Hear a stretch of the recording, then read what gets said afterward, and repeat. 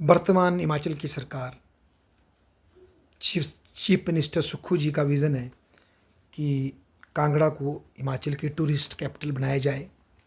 इसके लिए वो पौंग डैम का भी, उसकी सुंदरता का, उसकी वाइल्ड लाइफ सेंचुरीकरण का कई स्टेप ले रहे हैं और बीड बिलिंग वगैरह में भी कई इवेंट्स कराए जा रहे होंगे। पर ऐसे में हरिपुर गुलेर एक ऐसी जगह है जो पौंग डैम के समीप है, बाणगंगा नदी के किनारे पर है ये शहर दोनों। ये अपने आप में एक ऐतिहासिक शहर है, पर ये निगलेक्ट फेस कर रहे हैं और इसका ज्ञान मुझे राघव गुलेरिया जी के ट्रिब्यून में जो आर्टिकल आया है 28 जून 2024 से पता लगा। और इन्होंने ये समझाने की कोशिश की हरिपुर का महत्व क्या है।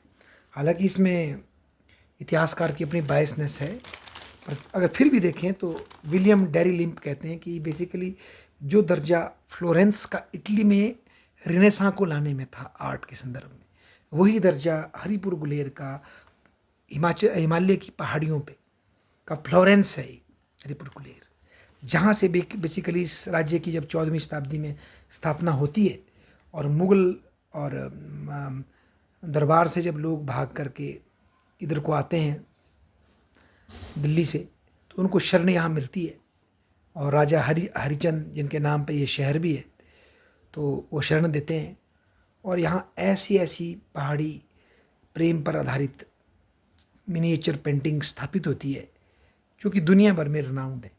यहाँ के जो आर्टिफिस हैं वो 200 साल पुराने जो बने हुए हैं वो विक्टोरिया और अल्बर्टा म्यूज़ियम लंदन में दिखाए जा चुके हैं, रिट्सबर्ग म्यूज़ियम ज्यूरिच में दिखाए, स्विट्ज़रलैंड में दिखाए जा चुके हैं, यूरोप में, यूएस में इनको रिकॉग्निशन मिली है। परंतु दुख की बात है कि भारत में हम इसको उस रूप से संचित और सुरक्षित नहीं कर पा रहे, और विशेषकर जो इसका मूल स्थान है वहाँ इसका परिरक्षण, इसका संवर्धन, इसके नाम से कोई इंस्टीट्यूशन जहाँ इस आर्ट को फिर से जीवित किया जा सके, इसको चलायमान बनाया जा सके, उसकी ज़रूरत है। इसी आर्ट पर मिस्टर MS रंधावा की पुस्तक कांगड़ा पेंटिंग्स ऑन लव आधारित है, जो कि एक ऑफिसर होने के साथ साथ आर्ट के बड़े कॉनश्योर थे, और इसमें राधा कृष्ण की प्रेम की रास लीलाएँ भी इसमें चित्रित हैं। ये हमारी संस्कृति से जुड़ी हुई अद्भुत धरोहर है। इसके कई महान पेंटर हुए, चाहे वो मनकू हो, नैनसुख हो, उनके पिता पंडित सेहू हो, तो उन सब का योगदान है। और मॉडर्न टाइम में राजा गोवर्धन चंद हों जो इसके पैटर्न रहे, और पंडित चंद्रधर गुलेरी जिन्होंने उसने कहा था कि फेमस रचना लिखी है, या ब्रिजराज भट्ट जो कि रमरस लाहिरी, राम रस लाहिरी और मंगल शतक जैसे वर्क कर चुके हैं। तो ये इतने सारे टेम्पल यहाँ मौजूद हैं, इतने सारे रिच हेरिटेज इसकी मौजूद है, और पौंग डैम के समीप है जिसको टूरिस्ट स्थल बनाने की इच्छा है।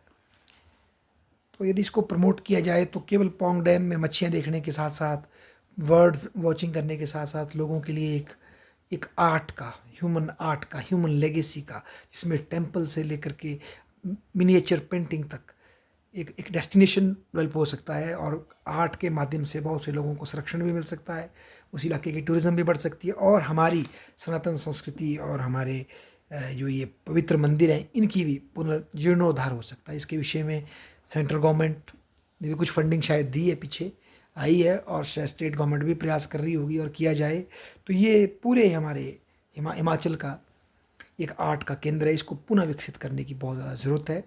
जिस तरह से रोरिक आर्ट गैलरी आज फेमस है, दुनिया में अपनी जगह बना रही है, रोज़गार दे रही है लोगों को, आर्ट को परिलक्षित कर रही है, या अंद्रेटा आर्ट गैलरी है, उसी तर्ज पर यहाँ पे बड़ा इंस्टीट्यूशन खड़ा हो सकता है, एक यूनिवर्सिटी बन सकती है फाइन आर्ट्स की।